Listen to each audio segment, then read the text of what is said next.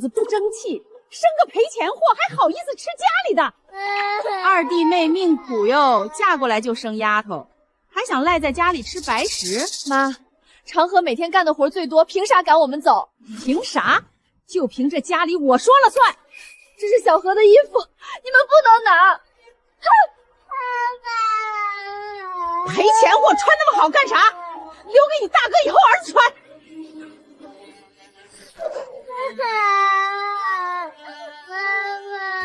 长河，你咋还在地里刨呢？赶紧回去看看吧。咋了，张婶儿？你妈正把你媳妇儿往外赶呢，说是要分家。你媳妇儿挨了你妈一巴掌，脸都肿了。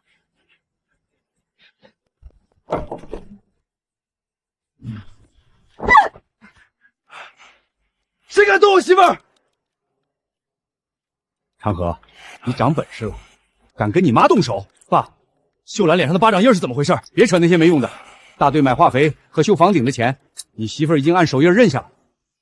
长河，我没有，妈说那是分家协议，我不识字。白纸黑字红手印儿，这债是你媳妇儿签的字，你们自己的事儿，别赖在家里了。爸妈养不起这么多人，二哥你自己看着办吧。老二，家里也不是没给你活路，村委那座老宅不也分给你了？就是，那宅子祖上传下来的，够给你留面子。就是破了点、漏了点、塌了点，狗都不爱住。二弟妹不是硬气吗？守着那破宅过日子呗，看你们一家三口能不能从那破宅里守出金子来。好，这债我背，这家我分。从今天起，我跟你们再无瓜葛。还有，那村委老宅既然白纸黑字分给我了，从今往后一砖一瓦一草一木都跟你们没关系。老宋家老二被赶出来了，这宅子荒了多少年了？那破宅子住进去不怕塌了压死人，生个丫头片子，活该没人要。听说以前闹过耗子，墙里都是空的，白送都没人要。长河咋了？没啥，小时候我爷爷带我来修过这宅子，他说这老宅看着破，墙是老手艺砌的，不能乱砸。都破成这样了，还有啥老手艺？越是老东西，越不能只看表面。长河，对不起，我不知道那是欠条。哭啥？只要咱们一家三口在一起，比在那个家强。这笔账，我迟早要跟他们算清楚。他们嫌这宅子破，把它丢给我，那我就从这破宅里给秀兰和小何挣出一条活路。长河，这屋顶漏得太厉害了，被子都要湿透了。我先堵上，明天天一亮我就去修。他们说这宅子白送都没人要，我偏要在这儿把日子重新撑起来。长河，这屋子是不是快塌了？暂时塌不了，这墙外面糟，里面还有筋骨。等小何退了烧，我得把这屋里屋外好好修一遍。妈，我冷。长河，小何发烧了，额头烫得吓人。我明天去找村长，大队的账不能全扣咱们头上。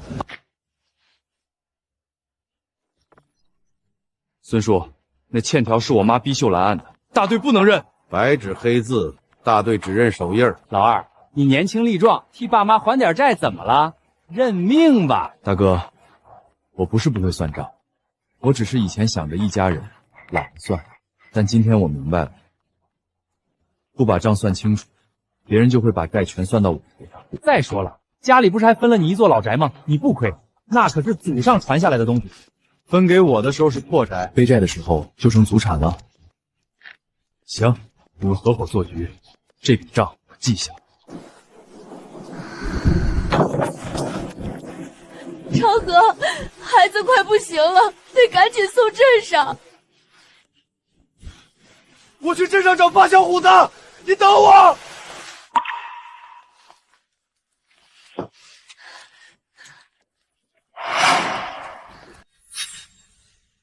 妈，小何烧的都不认人了，求您借我5块钱看病吧。哼，哟，现在知道叫妈了。分家的时候不是挺硬气吗？我给您磕头了，等长河发了工钱，我们一定还。要钱找你男人去，别来烦我。这钱我宁可扔了，也不给那个赔钱货看病。二弟妹，你家长河不是挺能耐吗？连5块钱都拿不出啊？守着那破宅过日子去呗，不是分家了吗？以后是死是活，可别再来拖累宋家。秀兰，招虎子借到钱了，小何有救了，你起来。就算饿死、病死，也绝不花你这1分钱。今天你们扔的是5块钱，往后我会让你们知道你们亲手扔掉的到底是什么。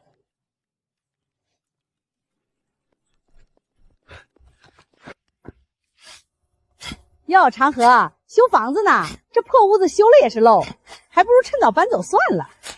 滚！所有看不起这宅子的人，早晚都得回来验货。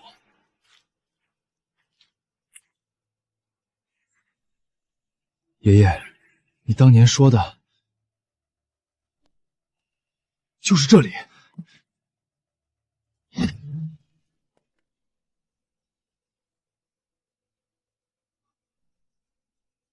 这墙里真藏着东西。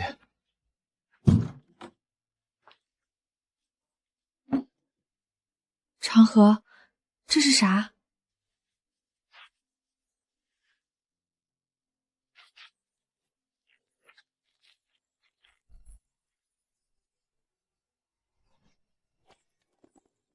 这是……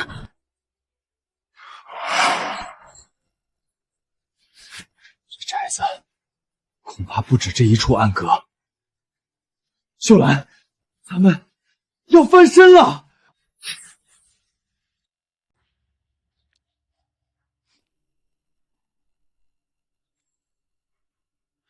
成色不错，兄弟，手里还有多少？我全包了。就这一块，家里祖传的，换点救命钱。祖传的？那你家底儿不薄啊？家底要是厚，我就不会拿祖宗留下的东西换孩子的药钱。行，50块。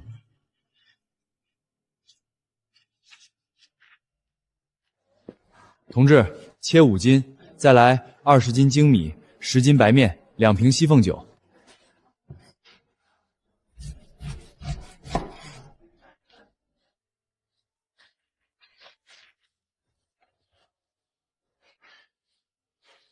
看啥？那些都要工业券，乡下人买不起。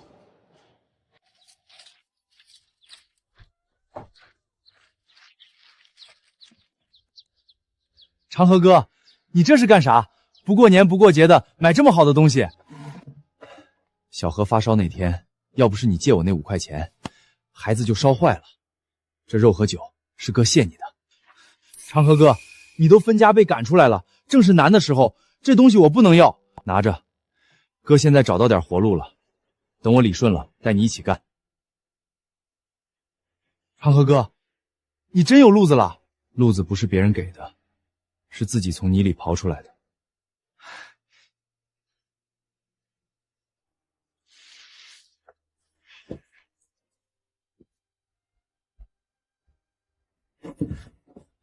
长河，这精米白面，还有这么大块肉，哪儿来的？小何，爸今天给你做红烧肉吃。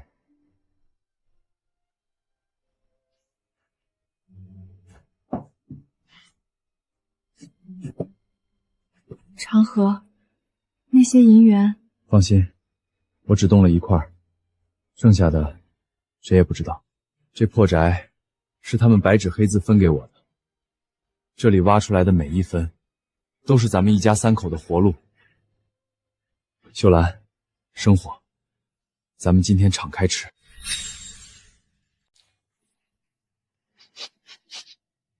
谁家炖肉呢？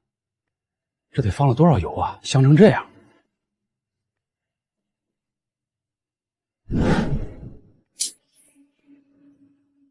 不可能，老二一家不是连5块钱都拿不出来吗？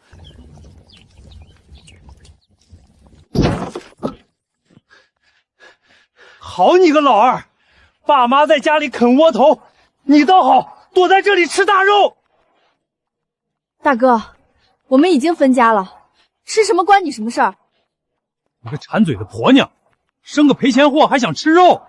哼，起开！你们住的宅子是宋家的，锅里的肉也该有宋家一份。这肉我端走给爸妈吃，算你们尽孝了。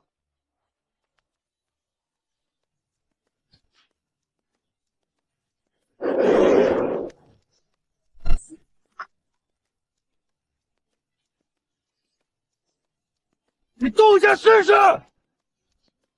分家协议白纸黑字，从今天起，我宋山河跟你们宋家恩断义绝。这宅子你们不要，这债你们让我背。现在闻见肉味了，又想说一家人，谁再敢踏进这个院子半步，我就剁了谁！宋长河，你个没良心的白眼狼，自己躲在家里吃香的喝辣的，让你老娘在家里挨饿，你就不怕天打雷劈啊？小何，多吃点，长身体。他骂他的，咱吃咱的。当初他把5块钱扔泥里，今天他就别想从咱锅里夹走一块肉。长河，你这肉是哪儿来的？该不会是偷了大队的钱买的吧？这要是被查出来，可是要蹲大牢的。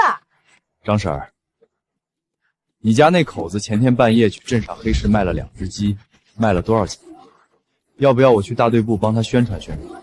你胡说八道什么？我家里还有事儿。你瞪啥瞪？你身上流的是宋家的血，这宅子也是宋家的老宅。分家的时候你说这是破宅，让我滚。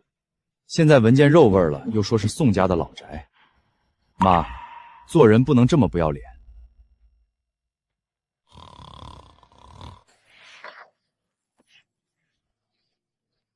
光靠这几块大洋坐吃山空不是办法，黑市水太深，不能常干。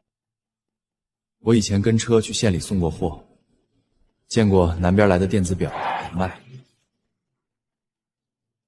供销社那些旧货不是没人要，是没人敢往村里铺，得去镇上找条正规的路子，干票大的。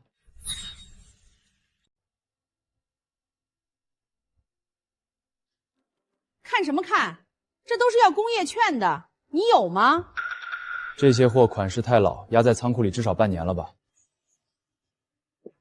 眼光挺毒啊！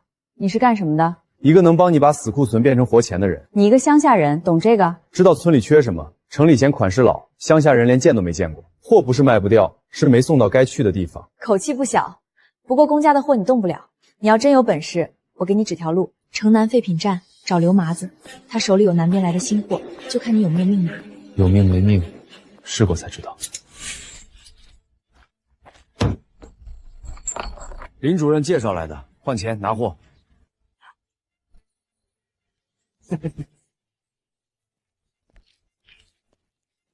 林主任的面子我给，不过兄弟，你这银元成色不行，最多值20块。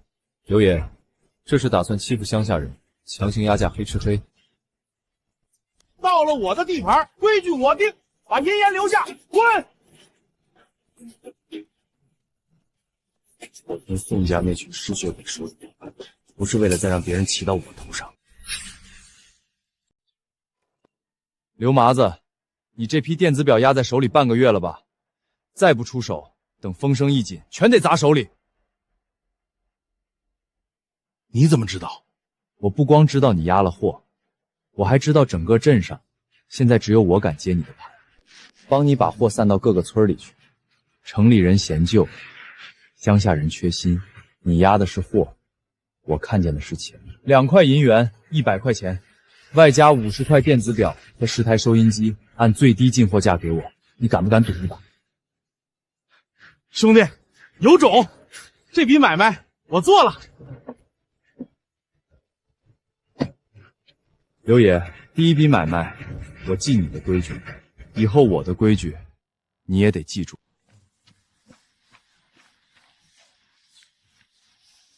长河，你这背的啥玩意儿？这么大一袋？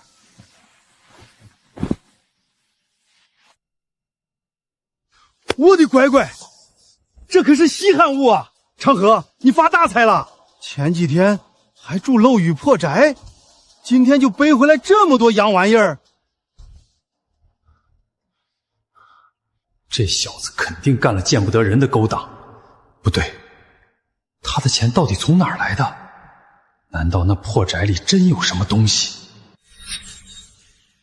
兄弟们，这些货你们拿去邻村卖，卖出去1件，我当场结2块钱的工钱。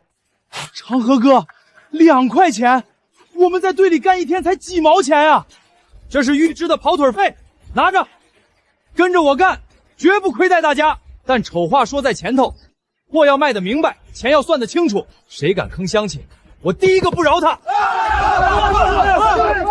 孙叔，您可得管管啊！老二现在天天雇人倒卖那些洋玩意儿，这是投机倒把的重罪。常山，这话可不能乱说。你有证据吗？全村人都看见了，他院子里堆满了货。孙叔，您要是把他抓了，那些货充公，大队今年可就宽裕了。再说，他那本钱来路肯定不干净，分家时他兜里连2毛钱都没有，怎么突然就能拿这么多货？说不定是从老宋家的祖宅里偷挖了什么东西。走，带上民兵去抓投机倒把分子。老二，你要是真从破宅里挖了东西，那也得吐出来。宋山河，你给我停下！老二，你投机倒把，倒卖国家统用物资，孙叔今天是来没收你这些赃物的。长河，你胆子太大！来人，把这些货全都给我拉回大队部。老二，今天不光货要充公，你这宅子也得好好查查。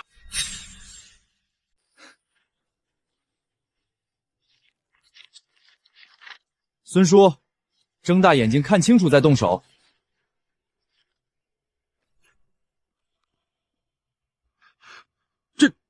这是供销社的证明。我宋长河是替镇供销社代销商品，合法合规，谁敢动公家的货，就是破坏国家经济建设。不可能！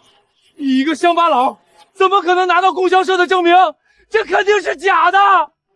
假的？那你现在就去镇上报警抓我啊！宋长山，你以为我跟你一样，眼里只有偷和抢？我宋长河赚的每一分钱都经得起查。误会，都是误会。长河，你出息了，孙叔替你高兴。走走走，都散了。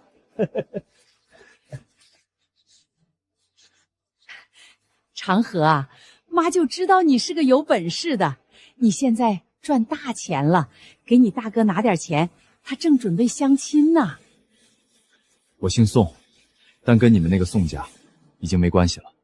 你个小畜生，我是你亲妈，你敢不认我？赶我走的时候你说我是拖累，看我挣钱了又说是亲儿子。妈，这亲情也太便宜了。你现在住的可还是宋家的老宅，那宅子是祖上传下来的，你挖出啥赚到啥，都该有家里一份儿。分家协议白纸黑字，那宅子是你们亲手分给我，当初你嫌它破，现在就别惦记它值钱。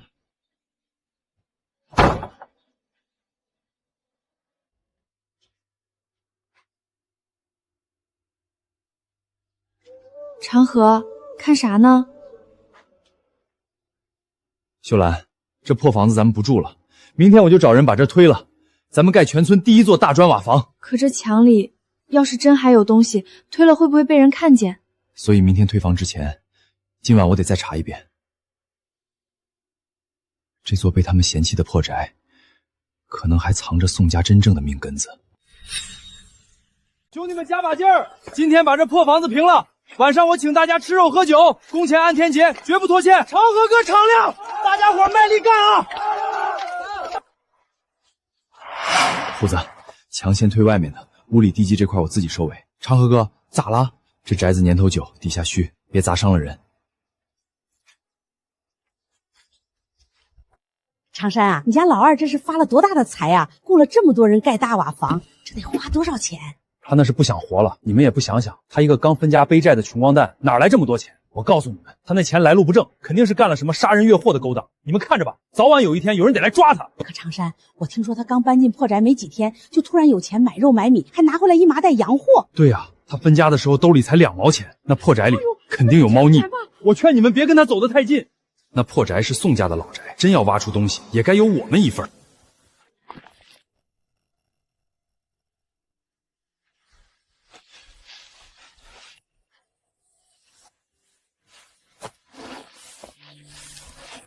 你们嫌它破，把它分给我。现在这宅子里的一分一厘，都跟你们没关系。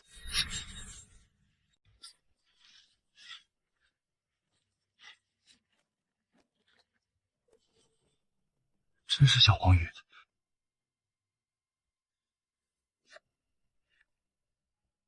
祖宗留下的东西，不是给懒人享福的，是给走投无路的人翻身的。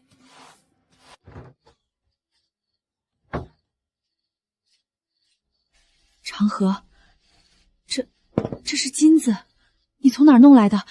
这要是被抓到，可是死罪啊！别怕，是老宅地基里挖出来的，祖上留下的东西。那宋家要是知道了，会不会来抢？分家协议白纸黑字，这老宅已经是咱们的，以前他们嫌破，现在就没资格掩护。咱现在日子好过了，这东西太扎手，要不还是埋回去吧。秀兰，我要干票大的，需要这笔本钱，我保证绝不让你和小何担惊受怕。他们说小何是赔钱货，我偏要让他以后读最好的书，过最好的日子。我信你，但这东西镇上谁敢收？中央社的林晚秋，他有背景，也有这个胆子。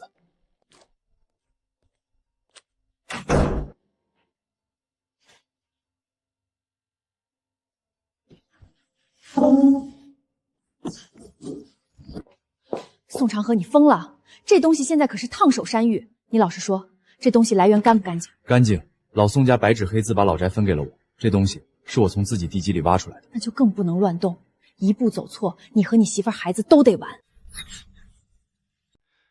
祖上传下来的。林主任，我知道这东西烫手，所以我才来找你。叶氏根本吃不下这么大的货，就算吃得下，也会把你生吞活剥了。而且你现在刚盖房，宋家人又盯着你，只要有人问一句钱从哪儿来，你就会被架到火上烤。所以我需要你父亲的关系，把这笔钱变成我们正当生意的本钱，利润我分你2成。钱要变成货，货要变成账，账要盖上公章，只有这样，谁来查我都不怕。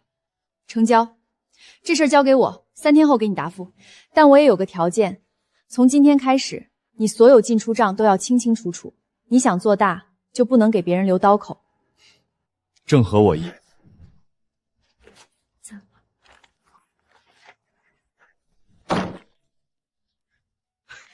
怎么着？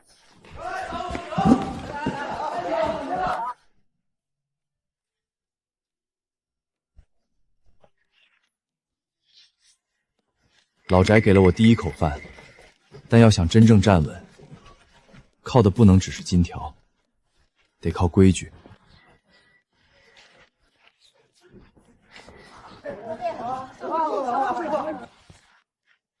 好你个老二，居然混得这么人模狗样！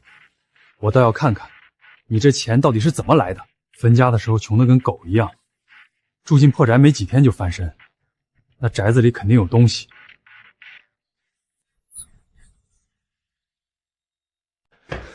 孙叔，我亲眼看见了，老二在废品站给刘麻子塞了一大包钱。刘麻子，那个黑市头子，你没看错，绝对没错，一箱箱的货往外搬呢。他那供销社的证明肯定是幌子，背地里干的还是黑市的买卖。而且他那钱来的太怪了，分家时只有2毛钱，住进老宅没多久就盖房拿货，肯定是从老宋家祖宅里挖了东西。好啊，敢拿假证明糊弄我！走，带人去查他的账。要是真挖出什么来路不明的东西，也得先交大队处理。老二，你别装了，我亲眼看见你找刘麻子拿黑市的货。宋长河，有人举报你账目造假，把你的进出账本拿出来，我们要严查。还有这宅子，你到底从里面挖了什么，也得说清楚。查？行啊，孙叔，您可得看仔细了。账你们查，宅子也给你们看清楚。这里白纸黑字写着，村委老宅归我宋长河。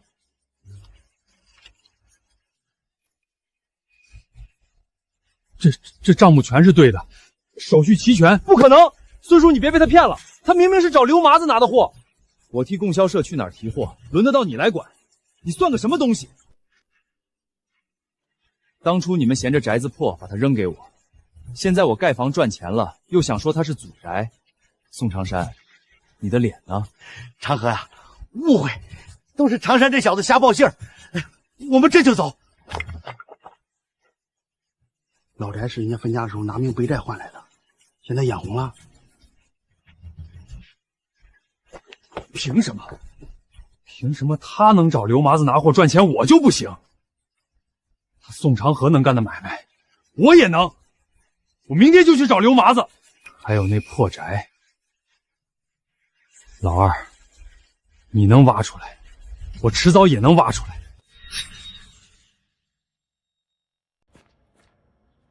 刘爷，我是宋长河的大哥。有屁快放！刘爷，我弟弟能在你这儿拿货，我也能。我想错过他，直接从你手里进货。哦，你想抢你亲弟弟的生意？你有本钱吗？有，我手里有准备结婚的彩礼钱，只要刘爷肯给货，价钱好商量。你弟弟拿货靠的是眼光和胆子，你靠什么？他一个被赶出去的老二都能成事儿，我是宋家长子，我比他差哪儿了？行啊，有钱不赚王八蛋，明天带钱来提货。长河兄弟，你那个大哥今天跑来找我了，说要拿彩礼钱从我这儿进货，把你踢出局。咱们要不要给他设个局？不用脏了咱们的手，我太了解他了，又贪又抠，他肯定会挑利润最高、最便宜的残次品拿去当好货卖。那兄弟的意思是，他要什么你就卖给他什么，提醒他风险，但他要是非得作死，你就别拦着。我给过宋家机会，是他们一次次把手伸到我碗里，现在他自己跳坑，就让他摔个明白。够狠，我懂了。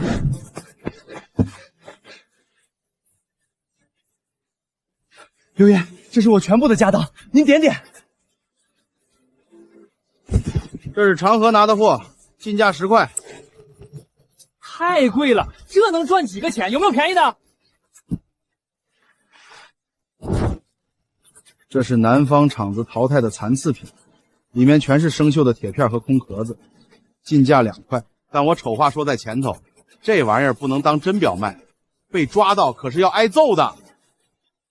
刘爷，你懂进货，但你不懂做生意。乡下土包子哪见过真表？我就说这是最新款，不带响的。这箱残次品，我全包了。等我赚了钱，先把宋长河那破宅的秘密挖出来，再把他的生意全抢过来。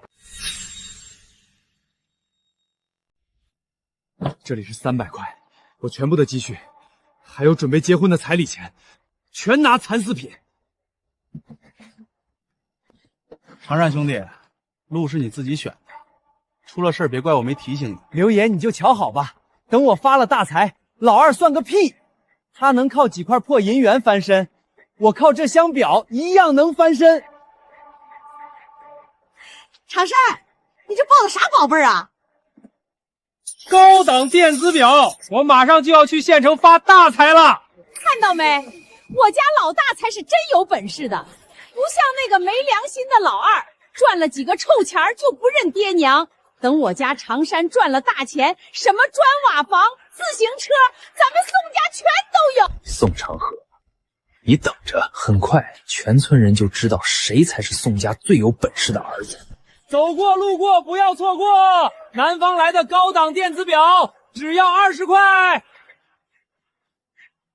这表看着挺亮，怎么这么轻？大哥，这可是最新款，轻便，您戴上试试。怎么不亮？坏的？可能是没电了，我给您换一块。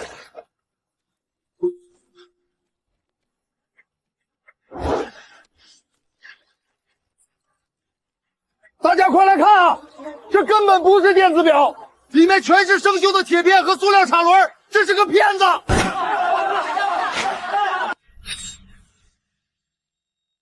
拿假货骗人，打他！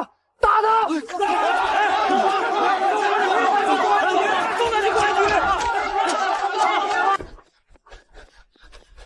骗子还学人家宋长河做生意，你也配？小芳啊，长山去县城发大财了，马上就拿彩礼钱来娶你。长山，你不是去卖表了吗？钱呢？我的彩礼钱呢？假的，全是假的，里面全是生锈的陶片，钱全没了。你个废物！你拿我的彩礼钱去买假货，这货我不接了！哎呦，我的老天爷呀，这日子没法过了！你不是说你比老二强吗？人家盖砖瓦房，你把彩礼钱赔光了。刘麻子，你个你卖给我假货，把钱还给我！我当时是不是提醒过你，那是残副品空壳子，是你自己非要买去骗乡下人的？我不管，你退钱，我跟你拼了！扔出去，别脏了我的地。你弟弟能赚钱，是因为他知道什么钱该赚，什么坑不能踩。你只配捡别人不要的烂货。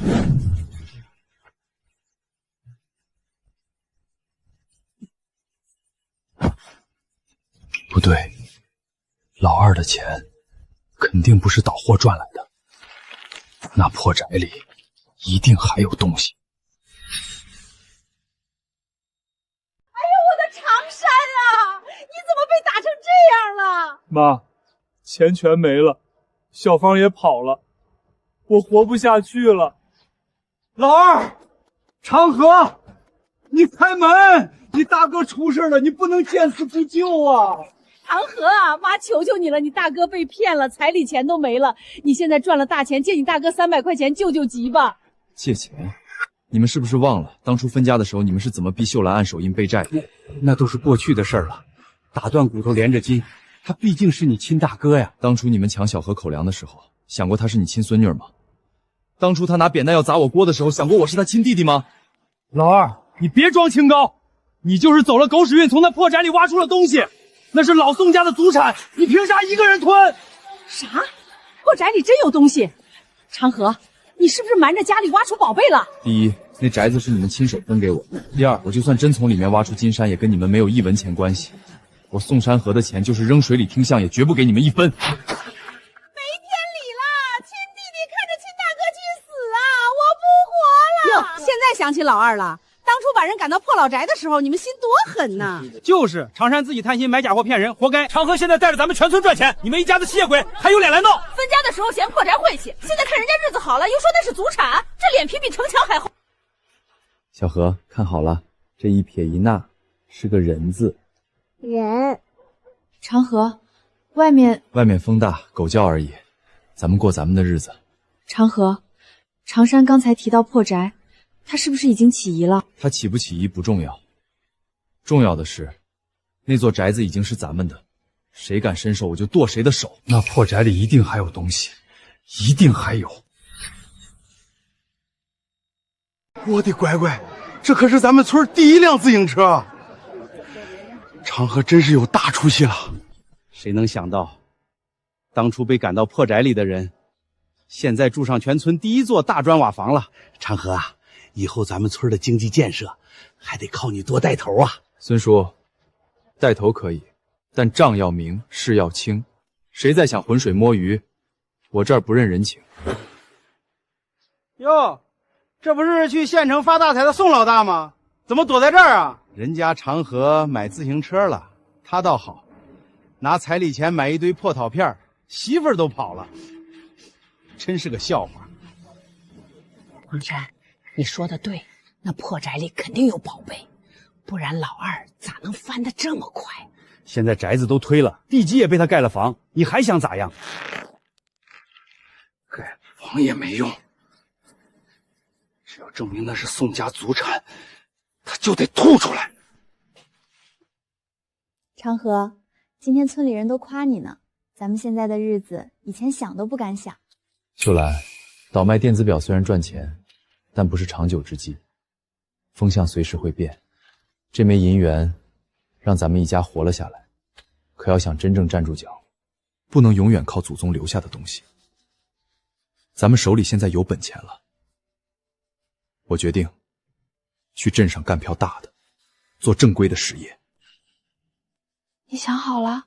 想好了，老宅给了我第1笔本钱，接下来我要把这笔本钱变成一座谁也抢不走的厂。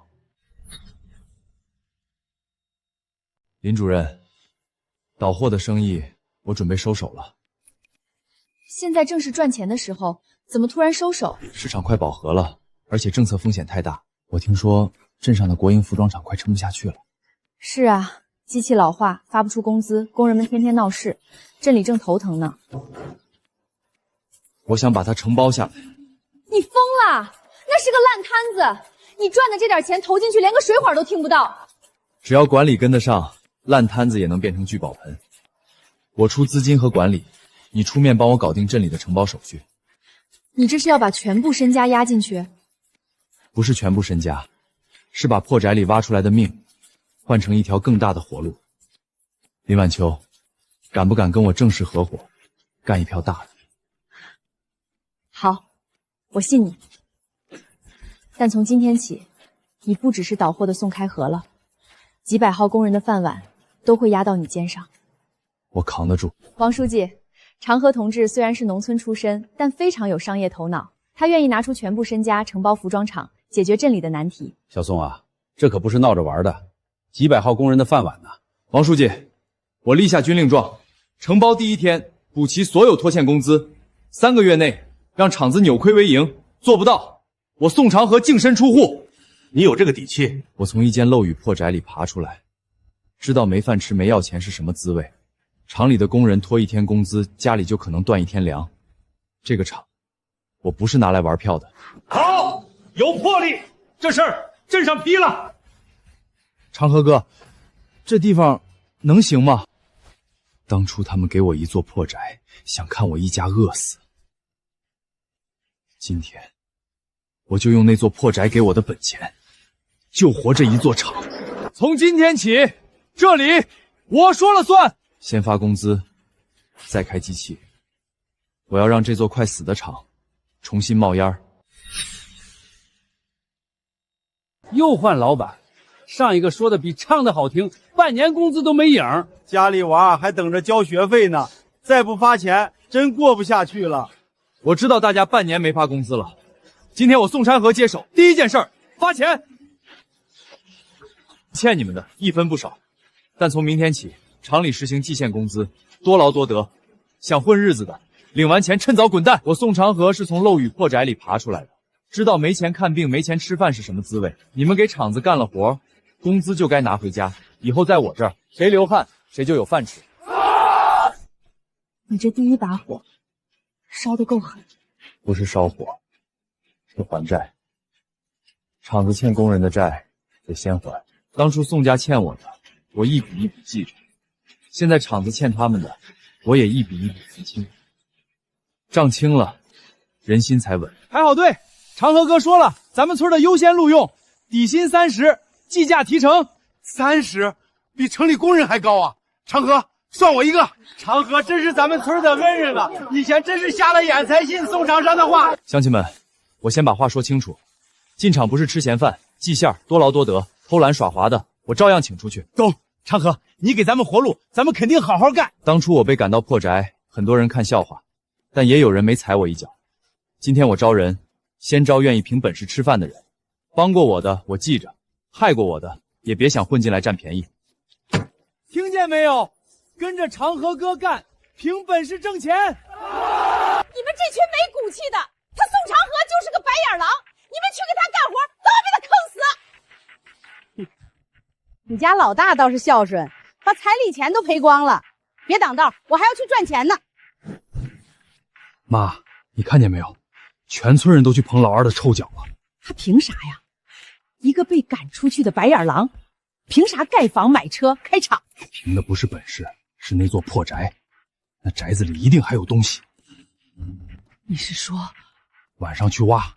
老宅是宋家的，不能让他一个人吞干净。你们听说了吗？那个服装厂的宋长河心黑着呢，专门招童工，还克扣工资。不能吧？听说他发工资挺痛快的，连拖欠的都补了。我可是他亲大哥，我能不知道？他的厂子早晚得倒闭，你们千万别去买他的衣服。你亲弟弟发达了，你不帮忙就算了，还到处泼脏水。个破宅子挖出来的脏钱，也敢装大善人？宋长河，你等着，我迟早把你的底刨出来。长河兄弟，听说你现在当厂长了，恭喜啊！刘爷有事说事儿，我刘麻子也不绕弯子，你这厂子能起来，当初可有我一份功劳，以后服装厂的利润我要30%。刘麻子，你这是敲诈！林主任，话别说这么难听，镇上做买卖谁不认识我刘麻子？我一句话能让你们的货出不了镇。刘麻子，我跟你做过买卖，但我不是你的狗。宋长河，别敬酒不吃吃罚酒，你别忘了，你第一批货是从我手里拿的。从第一天起，我的每一笔货都有账，每一张票都有章。刘爷，你以为我是宋长山那种只会贪便宜的？行，翅膀硬了。宋长河，我倒要看看你这场子能硬到什么时候。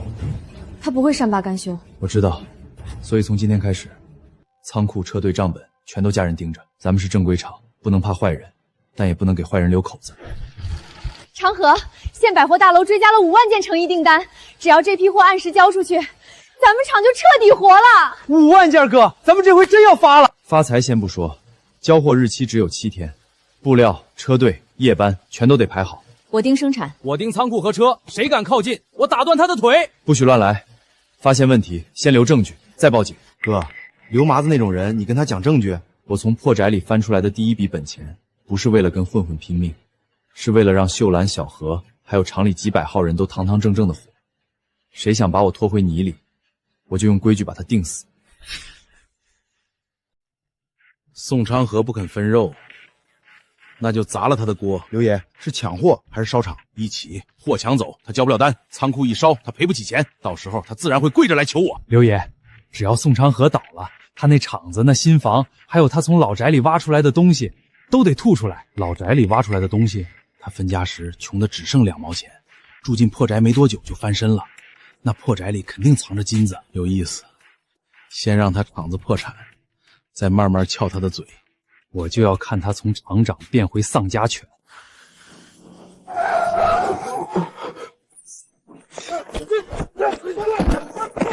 你们敢抢长河哥的货！厂长，不好了，仓库着火了！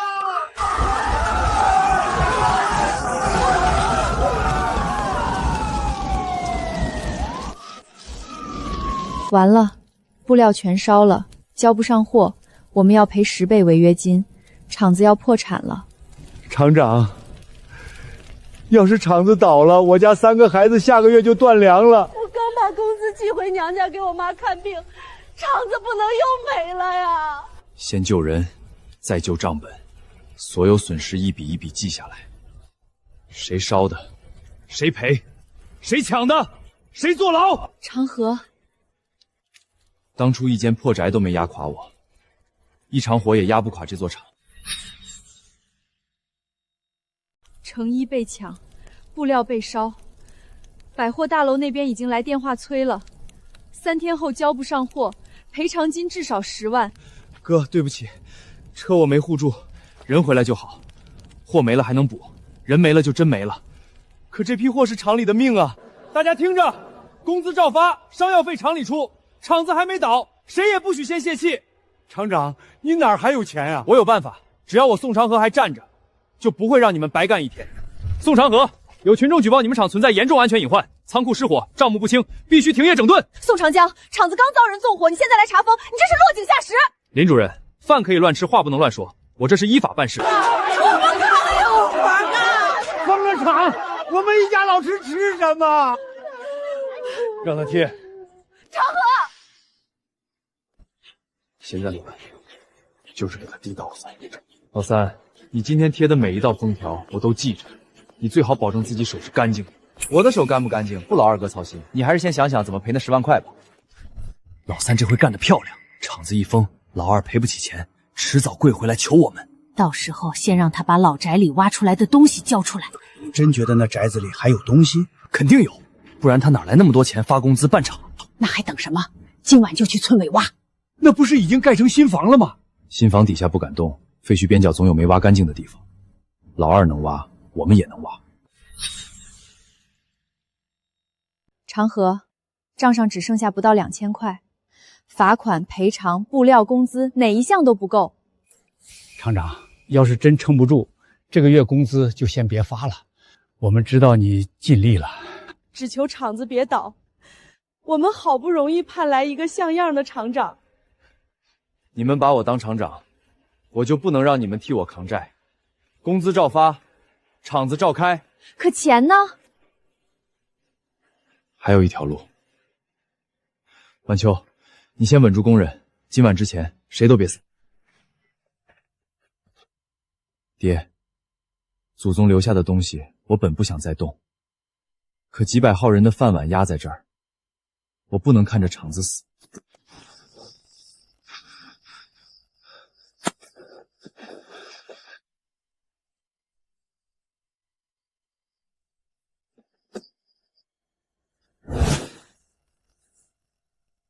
谁？挖了半宿，除了碎砖烂瓦，啥都没有。不可能，老二今晚肯定也去了，他肯定挖到了。你看清了？我只看见他抱着个东西走了。妈，我就说吧，那破宅里还有宝。那宅子当初是我亲手分给他的，我这是把金窝窝送给了他呀。他能挖出来一次，就能挖出来第二次。妈，咱们不能让他再独断了。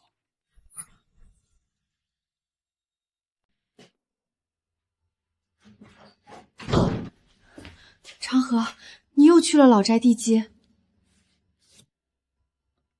怎么还有这么多？后世子孙若遇大难，可取此物重振家业，才不可养懒人，只救肯扛事儿之人。长河，这是祖宗留给真正称家的人啊。以前我只想让你和小何过上好日子，现在厂里几百号人也跟着我吃饭，这东西不能埋着了。可宋家人要是知道，他们已经起疑了。越是这样，越要走正规路子，金条不能私下乱换，要进银行，要有手续，要能经得起查。明天我去找晚秋。这不是横财，是担子。常山，你说老二会不会把东西藏在新房里？肯定，他现在的每一分钱都来得不干净。你们别胡闹，真闹大了，分家协议还在他手里。协议能管祖宗留下的金子，那是宋家的，不是他宋长河一个人的。对，他要真挖出祖产，就得拿出来给全家分。老三不是在企管办吗？让他去查厂子资金来源，只要说老二倒卖祖宅，资金不明，厂子就别想开。老三会管这事儿？老二越风光，老三越丢脸，他肯定管。你来干什么？老三，你还想不想把老二踩下去？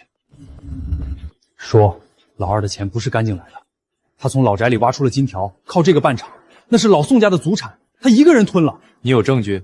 昨晚我亲眼看到他去老宅地基挖东西，资金来源不明，安全事故未结，还涉嫌私自处置祖产，够我查封他了。封，狠狠封，让他跪回来求咱们。通知下去，明天去镇机庄厂复查。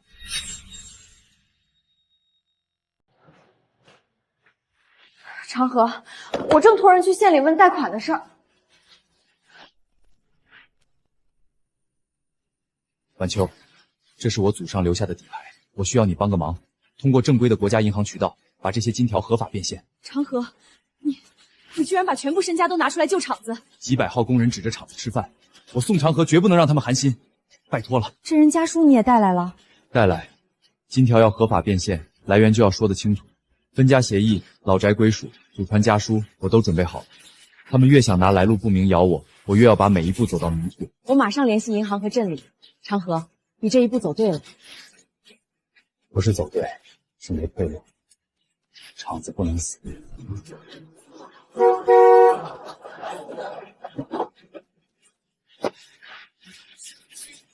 大家停一停，镇上的罚款已经全额交齐，丰田合法撤销，这是大家这个月的工资，1分不少，现在就发。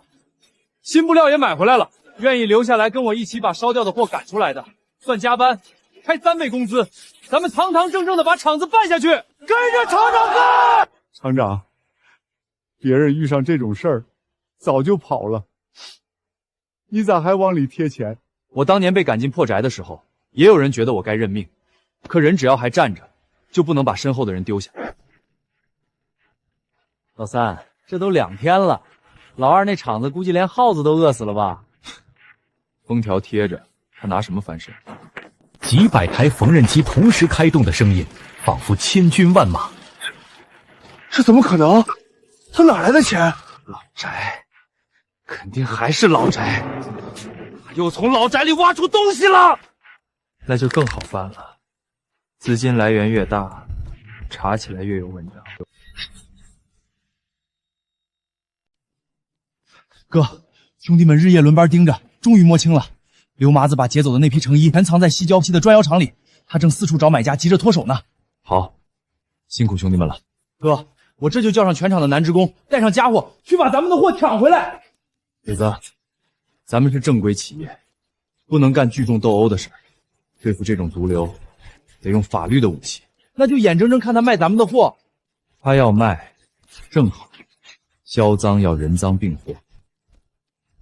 你明天去黑市放个风，就说县里有个大老板急需一批现货，现金交易。哥，你这是要吊他？不只是吊他，刘麻子背后敢烧厂敢抢货，肯定有人通风。我要把他和背后那根线一起拽出来。货是新货，便宜卖，现金带够了吗？先点货。傅玉栋，你打我抢货烧厂的时候不是挺横吗？宋长河，是你下的套。你偷的是厂里的货，烧的是几百号人的饭碗。刘麻子，这次不是我跟你算账，是国法跟你算账。宋长河，你给我等着！你以为你干净？你那些钱不也是从老宅里挖出来的？我的钱来自我自己名下的老宅，走的是银行，入的是账本，缴的是税。你抢劫烧厂，触犯的是国法。这副手铐是你自己给自己戴上的。宋厂长，关于资金来源，后续可能还需要你配合说明，随时配合。分家协议、银行手续、变现记录，我都留着。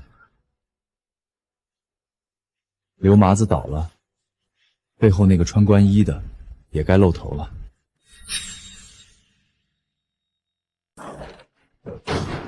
宋长江，刘麻子已经全部交代了，你私下收受他的好处费，利用职权违规查封镇服装厂，证据确凿。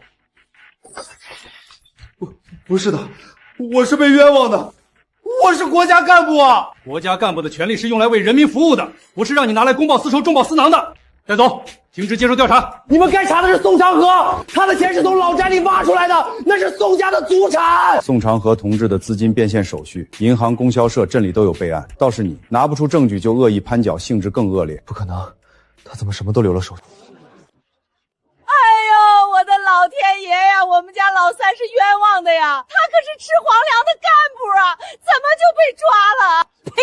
什么冤枉的？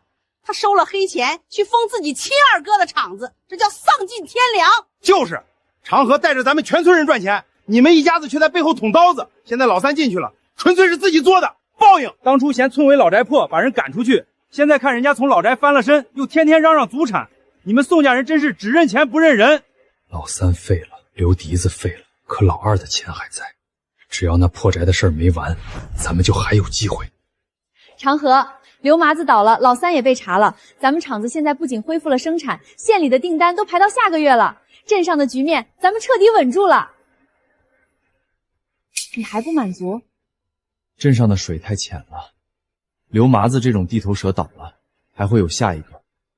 咱们的服装厂要想真正做大落强，带领更多乡亲们致富，就不能只守着镇上这点事。当初一座破宅，让我从宋家爬出来。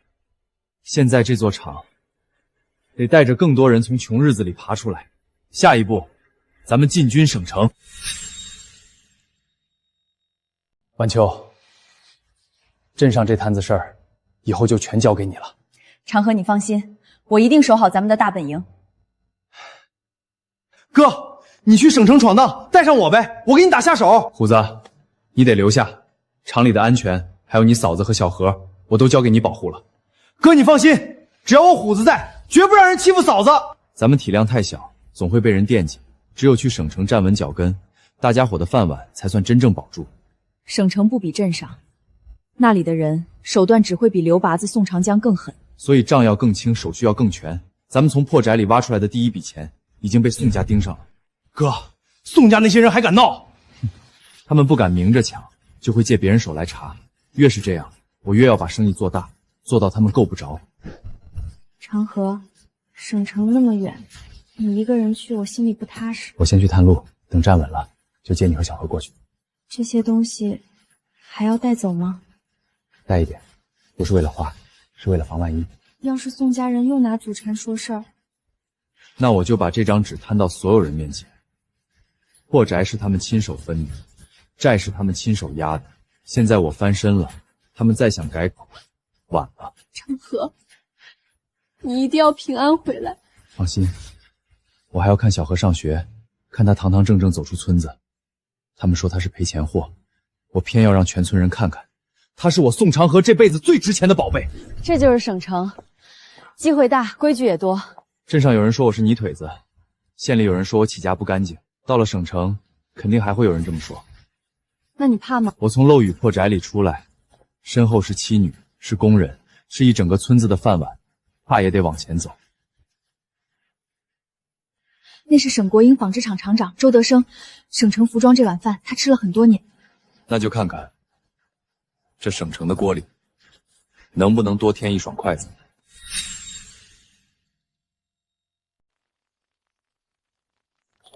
长河，咱们终于在省城有第一家店了。第一家只是开始，镇上的厂子能活，省城的牌子就得立住。从村委那座漏雨破宅到省城商业街，才多久啊？所以每一步都不能飘。咱们走到这里，不是靠运气，是靠每一笔账、每一张票、每一个工人熬出来的。这衣服款式比国营饭店洋气多了，料子也扎实，价格还便宜。长河，开业第一上午，销售额就超过了镇上门片半个月。省城市场太大了，市场大，眼红的人也多。你是说省国营纺织厂？省城服装这碗饭，不可能没人守着。咱们第一天就抢了他们的客，麻烦很快就会来。我让财务把进货、生产、运输、销售账本都单步装订。不止账本，分家协议、老宅归属、金条变现的银行手续，也都备一份带在省城。你觉得他们会从资金来源下手？镇上都有人咬着老宅祖产不放，到了省城只会更狠。咱们的货要站得住，钱也得说得清。厂长，商业街新开了一家叫长河服饰的店，抢了咱们不少大客户的份额，这是他们的销售报表。一个乡镇来的泥腿子，哼，也想在省城的锅里抢肉吃，真是不自量。他们价格低，款式新，今天不少经销商都去看货了。价格低，那就查他成本。一个乡下厂子，哪来的钱进省城？哪来的布？哪来的渠道？您的意思是？先别急着打价格，查它的根。根要是歪的，树长得再高，也是一斧头的事儿。去查这个宋长河到底什么来路。通知全省所有的服装经销商，厂长您吩咐，谁要是敢进长河服饰的一件衣服，以后就别想从我这儿拿索一根纱线，我要让他在省城一件衣服都卖不出去。明白，我这就去办。还有，通知工商税务物资局的熟人，盯紧他的证照和资金来源。一个乡下人半年开厂，1年进省城，钱不可能干。厂长，这么查会不会太明显？我要让他知道，进了省城就得跪着做事。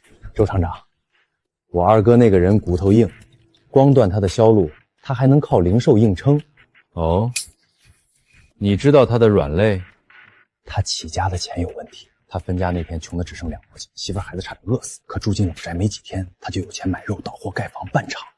周厂长，您说一个乡下泥腿的钱从哪儿来？继续说。那座老宅是老宋家的祖宅，他肯定从里面挖出一条不是他一个人的，他这是私吞祖产、倒卖黄金，来路不明，有证据吗？我大哥亲眼看见他半夜去老宅地基挖东西。证据可以慢慢找，只要有这个口子，就够他喝一壶。只要把他资金来源查死，他在省城的店开不了，厂子也得停。到时候他一破产，宋家祖产就得吐出来。好，你帮我咬住他的根儿，我帮你弄死他这棵树。宋长河同志，有人举报你们证照不全，资金来源不明，请配合检查。我们的证照都齐全，开业前已经备案过。是否齐全，要查过才知道。查可以，别影响顾客，也别损坏货品。宋老板倒是镇定。我从第一天做买卖起就等着有人来查，做生意不怕查，怕的是自己账不清。晚秋，把证照、银行手续、分家协议全拿出来。装吧，我看你能装到什么时候。账做得很清楚，每一笔资金进出都有对应票据。这张分家协议是怎么回事？有人举报我私吞宋家祖产，这张只能说明村委老宅在分家时已经白纸黑字归我。老宅地基里确实挖出过祖上留下的金条，但我没有私下屌卖，全部通过正规银行渠道变现，所得资金入账办厂发工资缴税，来源去向都在这里。宋同志，你准备得很充分。不是准备充分，是吃过没证据的亏。当年我媳妇儿不识字，被人骗着按了欠条，从那天起我就明白，世上最硬的道理，有时候就是一张纸、一枚章、一笔情账。领导查出来了吧？他的钱是不是有问题？是不是得封店？经查，长河服饰证照齐全，账目清楚，资金来源合法。你如果再无证据举报，就是恶意诬告。原来人家手续都齐啊！我看这举报的人才有问题，眼红人家生意好吧？老三，你在镇上没把我封死，到了省城还想故技重施？宋长河，你别得意，那老宅本来就是宋家的，你一个人吞了祖产，还装什么清白？大家看清楚，当初是他们亲手把这座狗都不住的破宅分给我，还逼我背债。现在我从那破宅里翻了身，他们又说这是祖产，这不是耍赖吗？不要的时候是破宅，值钱了就是祖产，哪有这种道理？你不是说他资金不干净？他肯定提前做了假账。周厂长，你再给我点时间，我肯定能找到漏洞。废物！查不死他的账，那就毁他的名声。乡下人最怕什么？怕别人说他不孝忘本，抛弃爹娘。我懂了，我这就回去把我爸妈和我大哥接来省城，让他们堵在店门口哭。省城人最爱看热闹，只要闹得够大，经销商不敢合作，顾客也不敢进店。他拿分家协议压我们，那我们就拿孝道压死他。去，我要让长河服饰开不下去。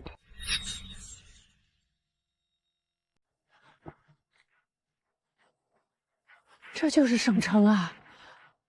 老二现在真在这儿开大店，不光开店，还住楼房当老板。他踩着宋家的祖产享福，把我们丢在村里被人笑话。这次真能让他掏钱。省城人讲体面，他现在是大老板，最怕被人说不孝。你们只管哭，哭得越惨越好。当初那破宅是我分给他的，他现在发财了，就该给我养老。不给，我就让全省城人都知道他是白眼狼。天理了，亲儿子发财了，不认爹娘了。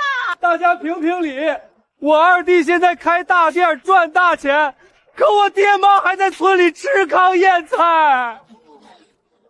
这老板真不把爹娘，看着人模人样的，不能是这种人吧？你们怎么能这样血口喷人？你就是那个城里狐狸精吧？我儿子就是被你勾的，连乡下媳妇和亲娘都不要了。宋总，外面已经堵满了人，生意全停了。长河，我出去跟他们理论，不能让他们这么泼脏水。晚秋，别去，跟不讲理的人吵架，只会越描越黑。那怎么办？生意都没法做了。事实胜于雄辩，咱们用最光明正大的方式把这笔账算清楚。他们不是要讲孝道吗？那就让全省城看看，当年他们是怎么把我媳妇儿打出门，怎么骗她按欠调，怎么把一座破宅和一身债扔给我的。当初我不争，是为了活命。现在他们把脸送到省城来，我就把账摊到太阳地上。苦命啊！供他吃，供他穿，他现在发财，连口水都不给我喝啊！我二哥心太狠了，自己住大楼，让大妈住漏雨的破屋。妈，你确定要在省城把当年的事全说出来？我怕啥？你不孝就是不孝。好，你不怕，我也不怕。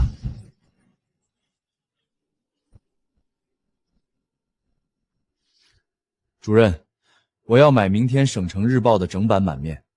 宋老板，您这是要打什么广告？不打广告，我要登一封致父母的公开信。这些是当年的分家协议，被迫背下的欠条，老宅归属证明，还有村里几位见证人的证词。宋老板，这种家丑登报可就收不回去了。他们把我媳妇儿孩子逼进漏雨破宅的时候，没想过收不收得回去。我是要所有人看清楚，那座他们口中的祖宅是他们亲手分给我的，那条他们口中的活路是我自己拿命挣出来的。我给你排明天头版旁边。谢谢。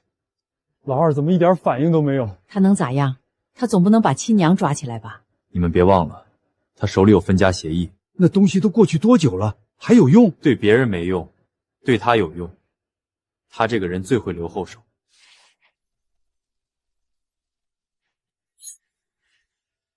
省城日报长河服饰老板公开回应不孝传闻。父母兄嫂逼我妻子按下欠条，将村委漏雨老宅分给我一家3口。原来是这么回事儿。那一家子还好意思到店门口闹？就是他们吧？把儿子赶出去。现在看人家发达了，又来认亲，人家白纸黑字都登出来了。他真登了。这个，他这是要让全省城看咱们笑话。这张纸怎么反倒成了他的护身符？你们当初把人赶到破宅里，还让人背债，现在还有脸要钱？那宅子白纸黑字都分给人家了，里面挖出啥都跟你们没关系。你们要闹，我就把账摊开。现在全省城都看见了。长河，妈也是没办法，你大哥腿伤了，你三弟也被停职，我们一家子难啊。小何发烧的时候，秀兰跪在你面前求5块钱，你把钱扔进泥水里。那时候，你想过我们难吗？从今天起，谁再拿孝道绑我，就先把这张报纸看完；谁再拿祖产咬我，就先把分家协议看清楚。让你们去毁他名声，结果帮他洗白了。周厂长，再给我一次机会，我还可以。闭嘴！现在省城人都知道他是被逼出来的苦命人，名声反而更好了。厂长，不好了！今天长河服饰的客流比昨天还多，很多人专门拿着报纸去支持他们。好一个宋长河，名声毁不掉，那就断他的货。可省城经销商现在都盯着他们，省城卖不了，就让他往外卖。我倒要看看，没有运输渠道，他的货能飞出去吗？通知所有货运公司，谁敢接他的货，就是跟我周德社作对。长河，省城几家货运公司全聚了，说车队排满，其实就是周德生在背后打招呼。这老东西太欺负人了，哥，咱们找人揍他一顿。揍他一顿，货就能出去。咱们库存已经压了10几万件，再运不出去，资金就要断。你那货运被卡，那就不在省内卖。什么意思？我打听过了，大西北和苏联边境现在极度缺轻工业品，尤其是保暖、结实、便宜的衣服。我爸以前在部队的老战友，现在正好在铁路局主管货运，我这就去联系。好，咱们这次不光要自救，还要把咱们造的好衣服堂堂正正的卖到国外去。但这不是喊口号，工人工资、布料尾款、外商预付款都会一起压下来。咱们只有一次机会。哥，我压车。这趟车我亲自去。衣服确实是好衣服，料子扎实，做工也细，老林的面子我得给。但包专列去边境，风险可不小。副长，风险我来担。我们不仅全额预付运费，而且这批货一旦在边境打开销路，未来就能源源不断的为国家赚取外汇。这不仅是我们厂的出路，也是咱们轻工业走出去的一条新路。好小子，有胆识！这批火车帮我批给你了。副长，为了防小人在半路卡脖子，我还得麻烦您引荐一下省外贸厅的领导。这趟车我得要个御赐金牌。哈哈哈，你小子想得倒远。我从一张被人骗案的欠条里学出来一个道理：事儿要做在明处，只要走在前头。没章没批文，再好的货也可能被人一句话扣下。行，我给你引荐，能不能拿到外贸厅批文，看你自己本事。哥，全部装车完毕。晚秋，省城的大本营交给你，我亲自押车去边境。一路顺风，我等你的好消息。外贸厅的临时通行证、铁路押运函、银行担保单都在这个文件包里。这是咱们这趟车的命。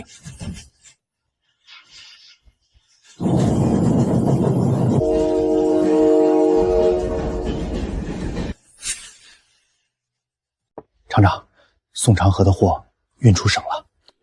哪家物流公司敢接他的活？他没走公路，他搭上了铁路局的线，包了一列火车皮，直接往大西北和边境去了，说是要做跨给贸易。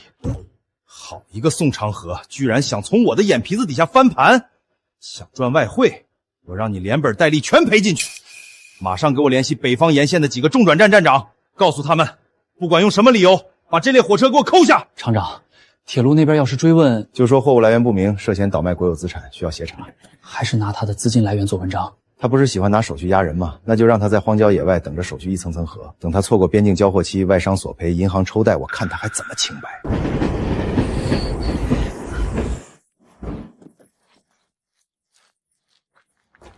这批货手续有问题，暂时不能走。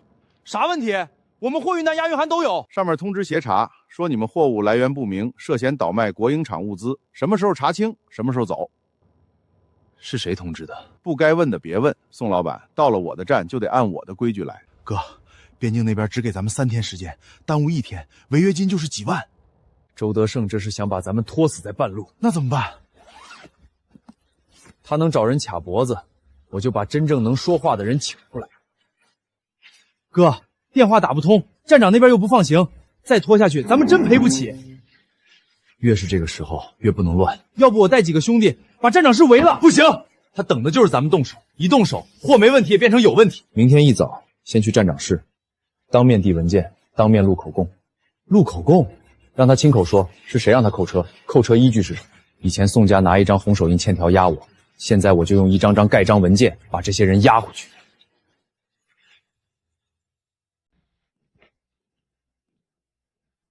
宋老板，想通了，想走也不是不行。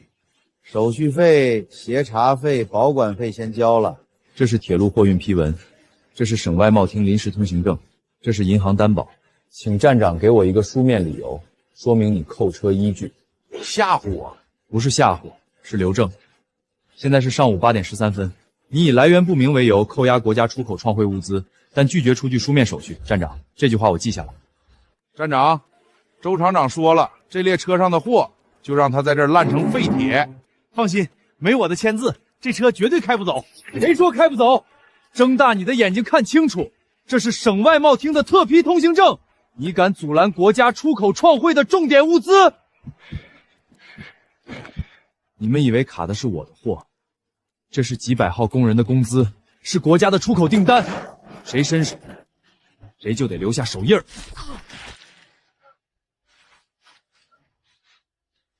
苏老板，对方说质量很好，愿意按原价全部收货，还想追加下一批订单。哥，成了，咱们真卖到国外去了。告诉他，长河服饰货真价实，按时交货，下一批只会更好。哥，这一路差点被扣死，值了。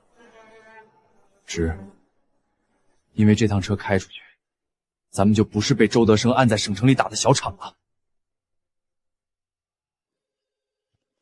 车扣住了吗？货烂了吗？厂长出事了，中转站长和咱们的人都被铁路公安抓了。宋开河的货已经到边境，不但成交了，还拿到了追加订单。厂长，咱们省内经销商听说长河服饰打开外贸渠道，全都要求退货，仓库库存压爆了，资金链快撑不住了。长河，你一个从破宅里爬出来的泥腿子，凭什么踩到我头上？去把账房叫来，我要调一笔钱，先工资退了。厂长，那是专项设备款，不能动啊！我说能动就能动。厂长，宋长河带着大批外汇和稀缺物资回来了，他现在资金雄厚，直接把省城门店的服装价格下调了30%。他这是在打价格战，想逼死我们！咱们厂的衣服款式老，成本高，现在根本卖不动。全省的经销商都在找咱们退货，厂里的资金链已经断了，连下个月的工资都发不出来了。还有，上面已经开始问那笔专项设备款的去向了。谁问的？财务厅、物资局都在问。要是这个窟窿补不好，恐怕库存抵押出去再去借。只要撑过这口气，我还有机会翻盘。厂长，没人敢借了，大家都知道咱们被长河服饰打穿了。长河，咱们这招价格战太漂亮了。周德胜的国营厂现在库存堆积如山，已经彻底瘫痪了。哥，你让我暗中查的事儿有眉目了。这是周德胜这些年吃回扣、倒卖国家资产的账本复拼件，还有他小舅子在外面开皮包公司的证据。还有中转站那个站长交代了，扣咱们火车的人也是周德胜找的。他不只是商业竞争，这是把国营厂当成自己的钱袋子。他这种人害的不只是我，是厂里的工人，是国家的资产。长河，证据确凿，咱们现在就去纪委举报他，直接给他致命一击。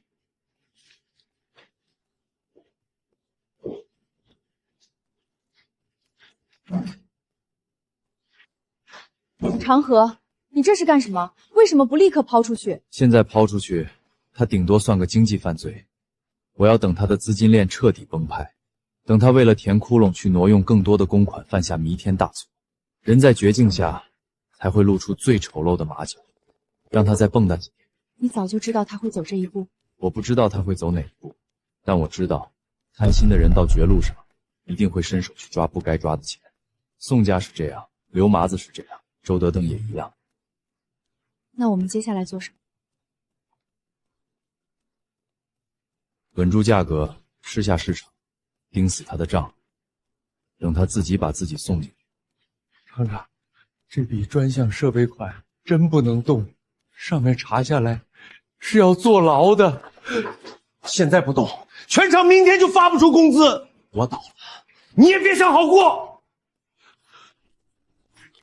宋长河，你不是想等我露马脚吗？我偏不信，你一个泥腿子还能把我这个国营厂长逼死！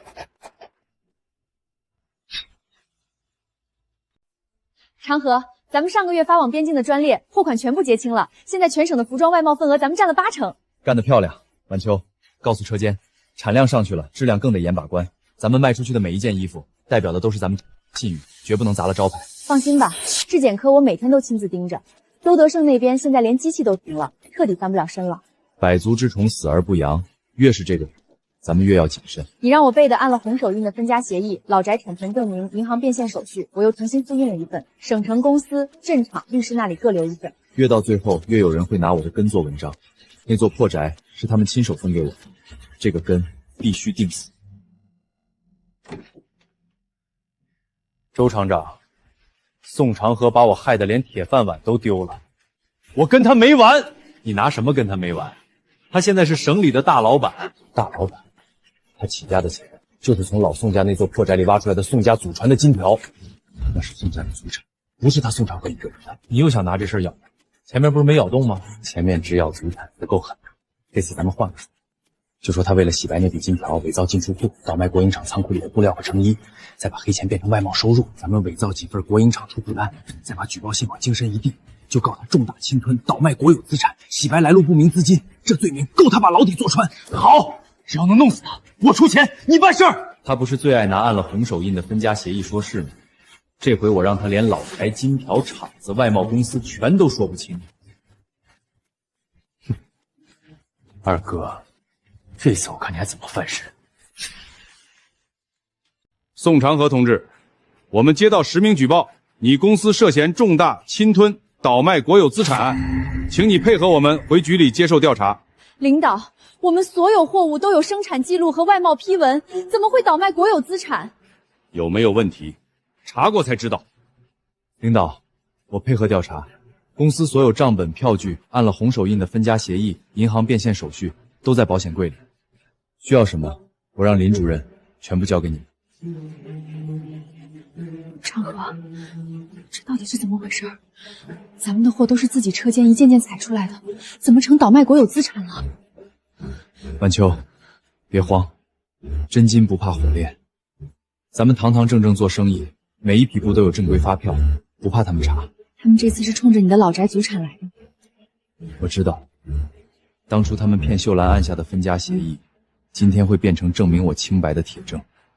看好家，等我回来。抓得好，抓得好！这个不孝子终于遭报应了。进了那个门，不死也得脱层皮。他的公司马上就是咱们的了。跟我斗，宋长河，明年的今天就是你的忌日。那他从破宅里挖出来的钱，是不是也能分给咱们？等他定罪，所有资产都会被查封，到时候咱们再说那是宋家祖产，他就算想赖也赖不掉。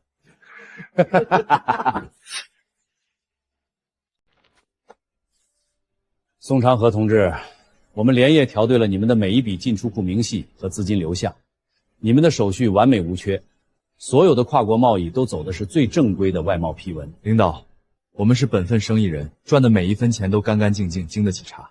不仅干净，你们还为国家创了大量硬汇，是好样的。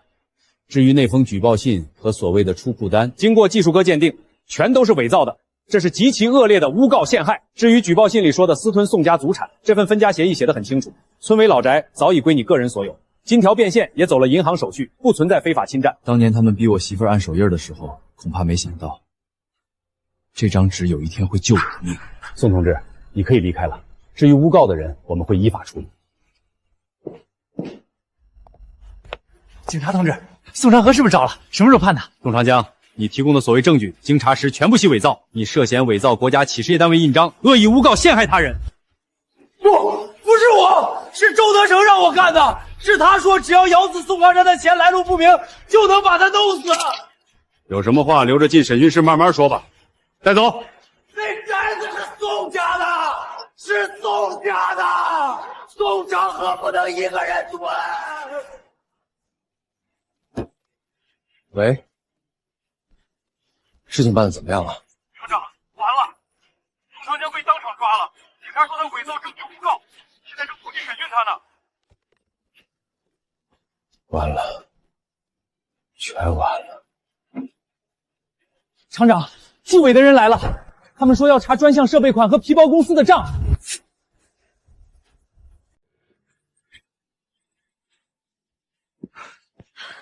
长河，你终于出来了。哥，我就知道你肯定没事儿。那个宋长江又被抓进去了，真是活该。我没事儿，不过既然他们把事情做绝了，咱们也该收网了。晚秋，回公司开保险柜。周德成那份证据可以交了。他自己把手伸进公款里，这一次没人救得了他。领导，这是国营纺织厂厂长周德生多年来吃回扣、利用皮包公司倒卖、侵吞国有资产的全部证据。宋长河同志，感谢你提供的线索，这种蛀虫我们绝不姑息。这里面还有他指使中转站扣押出口创汇货物、伪造证据诬告企业的线索。厂可以竞争，但不能拿国家资产、工人饭碗和外贸订单当私人工具。我们马上成立调查组。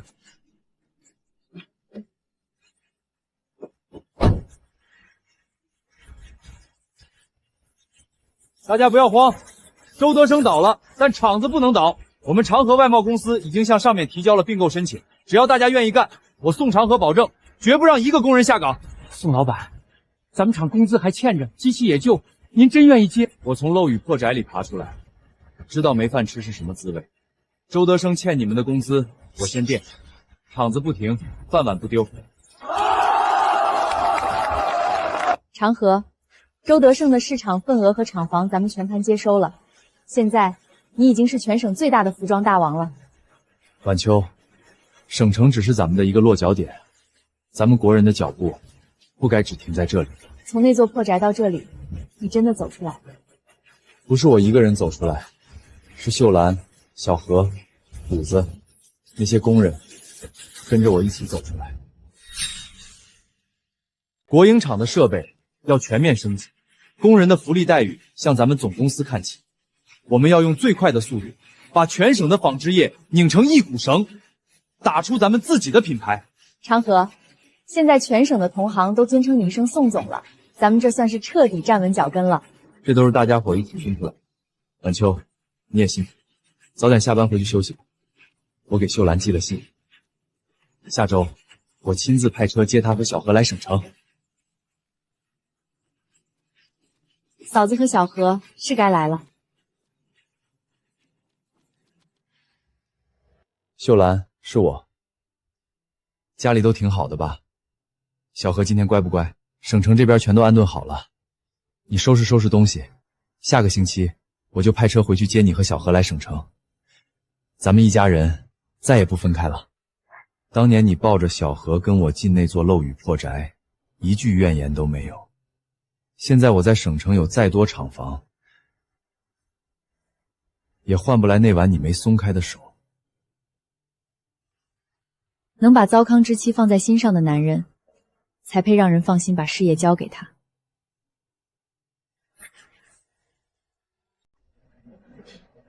哎呦，宋总，您和林主任可真是咱们省城商界的金童玉女啊，这配合的天衣无缝。是啊，宋总，俗话说得好，成功男人背后都得有个得力的女人。您看林主任多漂亮，多能干。宋总，听说您乡下还有个没文化的媳妇儿，这哪儿配得上您现在的身份啊？干脆您和林主任凑一对得了，那才叫强强联手。王老板，我宋长河能有今天，靠的是我妻子赵秀兰在最难的时候陪我吃糠咽菜，不离不弃。没有她在后方撑着这个家，我宋长河什么都不是。宋总，有位赵秀兰女士和一个小姑娘，说是刚从镇上来找您。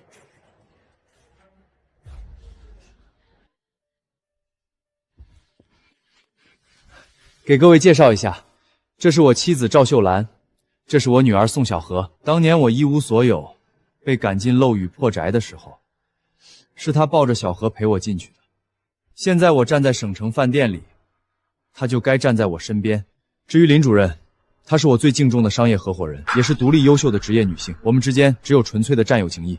我希望以后不要再听到任何人拿我的妻子和我的合伙人开这种低级的玩笑，这既是对我妻子的不尊重，也是对林主任的侮辱。嫂子，今晚来的正好，宋总刚刚可是把整个宴会厅都镇住了。我也没想到一来就碰上这种场面，给你们添麻烦了。不麻烦，嫂子，我一直很佩服你。从镇上到省城，我见过他最狠、最难、最累的时候，但他每次提到你和小何，眼神都不一样。连媳妇儿都能抛弃的人，做不成大买卖。人要是忘了自己从哪间破屋里走出来，就算站得再高，也迟早摔下来。那我就祝宋总和嫂子一家团圆，也祝咱们的战友情坚不可摧。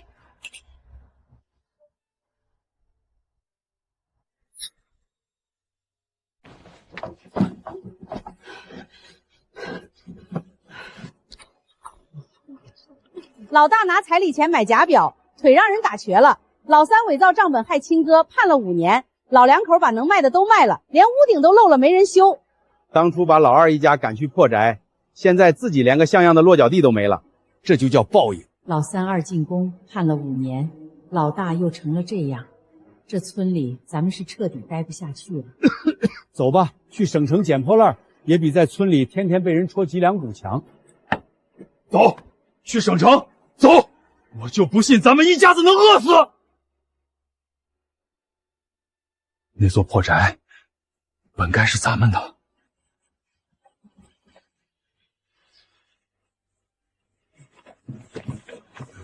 哟，这不是当初要把亲儿子逼死的老宋家吗？怎么在村里摆不下谱了，要去省城享福啦？活该，把那么好的二儿子赶出家门，现在落得个家破人亡，这就是报应。当初嫌小何是赔钱货，现在人家小何在省城读好学校了，你们倒成了拖累。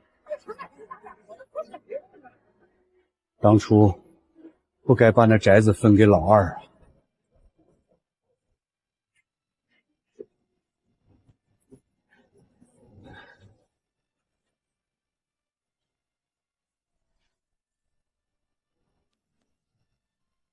长河，他真成大老板了。走，别让他看见咱们这副样子。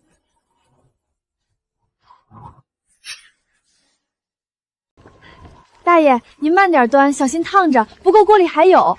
谢谢老板娘，你们长河集团真是大善人呐！当年小何发烧的那晚，咱们连口热水都快烧不起。现在能让别人喝上一碗热粥，也算没白熬过来。嫂子，喝口水暖暖身子。你这打了一上午了，也不嫌累？不累。当初长河带着我们娘俩在破老玩的时候，连口热乎粥都喝不上。现在日子好了，能帮一把是一把。嫂子，真羡慕你有这么好的老公。婉秋妹子，你这么优秀，心眼又好，以后肯定也会遇到的。林姨，你也很好。爸爸说，没有你，厂子走不到今天。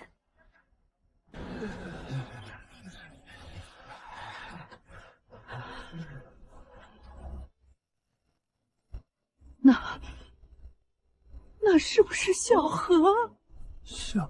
像老二家的丫头。当年你们说他是赔钱货，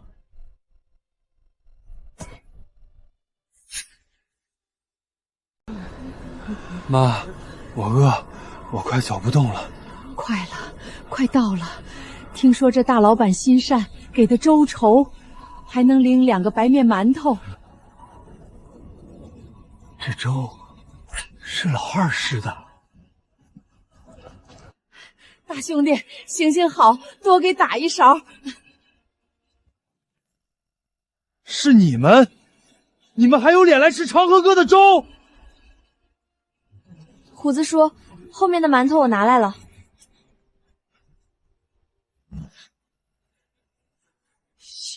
小何，老人家排队领粥就好，后面还有人在等。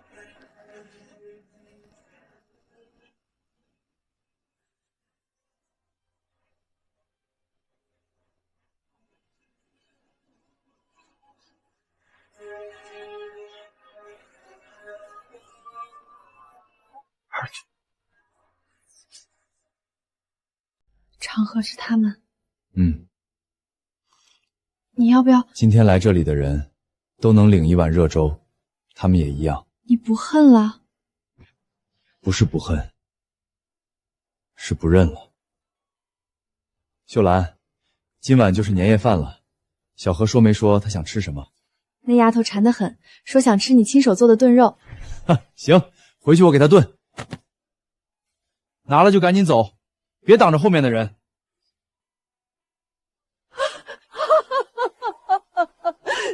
小何，奶奶以前……老人家，粥凉了就不好喝了。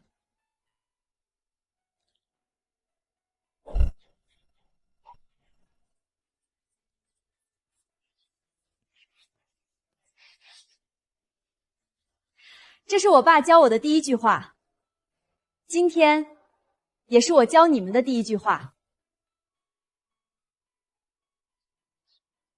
当年你爸妈说他是赔钱货，那是他们眼瞎。你当年从破宅里挖出小黄鱼，所有人都说那是你这辈子最大的福气。我宋长河这辈子最值钱的宝贝，从来不是小黄鱼。